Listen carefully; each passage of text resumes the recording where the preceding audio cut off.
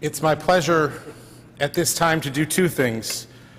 First, to recognize that Judy Frumkin will now be known as Judith W. Frumkin, as she is a past president and W is the middle initial for past presidents.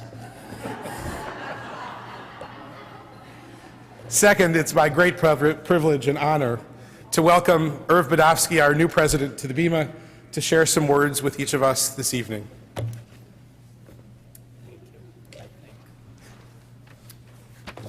Shabbat Shalom. I suppose it's a little too late for me to back out at this point, huh? Well, the rabbi told me I needed to make a speech tonight, and I said, that's great, because I've got the one I used last time I spoke from the Bema, you know, the one that starts, "Today I am a man." And he reminded me that we have a bar mitzvah boy, and it's really Aaron's opportunity to make that particular speech, so I leave it up to Aaron. But I do want to thank the Talaricos for sharing their weekend with us.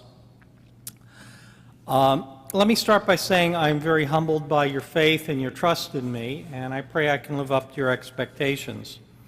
I also want to thank a few people. First and foremost, Judy Frumkin. You know, Judy has been the role model for this particular position, showing me how to do it. More importantly, showing the Board of Trustees how to do it. I think of all the meetings that she chaired. I am not a person who enjoys process, and yet she very carefully and patiently showed me the importance of process and the importance of doing it right. The board honored Judy at our last board meeting, and we gave her a small token of our appreciation. As you know, she is moving to California to be closer to her children, and so we gave her a mezuzah for her new house. It's one that was made by John Dobbs, the artist who made the stained glass windows in our chapel and made the beautiful mezuzah that is on the entranceway to the sanctuary here, and he used that particular theme. Judy, we hope that that will be up soon, and we hope that it blesses your home and gives you a piece of Temple Concord to take with you. I also want to thank Jim Betts. Many of you don't know Jim. Jim was a member of our temple for a number of years. He retired and moved south also. But I thank Jim because many years ago he convinced me that I should chair the temple membership committee. And so he kind of started me on this road. I want to thank my father because he taught me that you should always leave a place in better condition than you found it. And that's certainly the hope I have for the temple.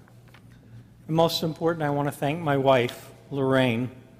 And dear, I want to thank you in advance for putting up with the 2 years of complaining that you're going to have to listen to. Recently, somebody congratulated me on being nominated for the presidency, and they told me they hoped I had lots of great ideas to solve the challenges that we're facing. I hate to break it to you folks, but I don't have any good ideas. At least none that can be successful without a lot of hard work.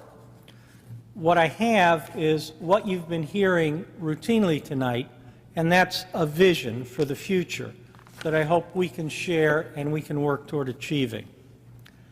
Let me tell you a little bit about the town where I was raised. It was a small town in southern New Jersey, Salem. It was home to about 70 Jewish families. We had a small conservative shul. We had one employee, the rabbi.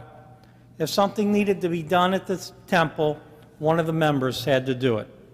If someone was sitting Shiva, a phone call went out each day to ensure that there'd be a minyan that night at the home for Kaddish.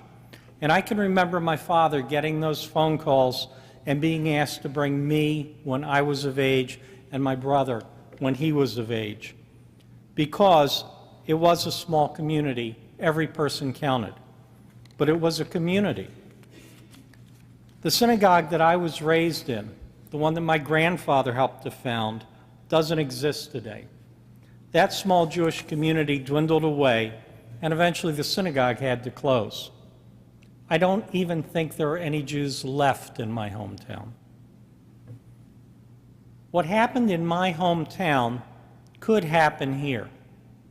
Synagogues have closed. The community is smaller. I don't think Syracuse will ever be without Jews, but will it have a Reformed Jewish community? One that doesn't wither away?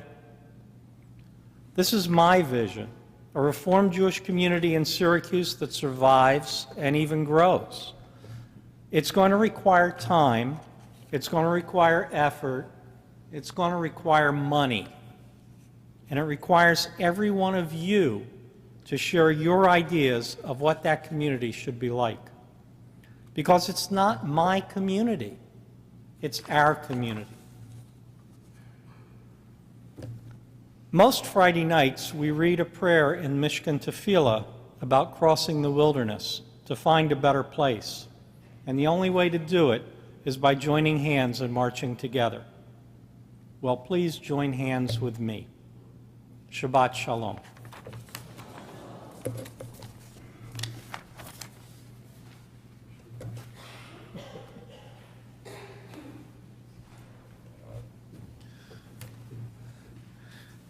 I noticed, Irv, when you thanked Lorraine for putting up with the years of complaints, she kind of looked up and said, "So what's new?"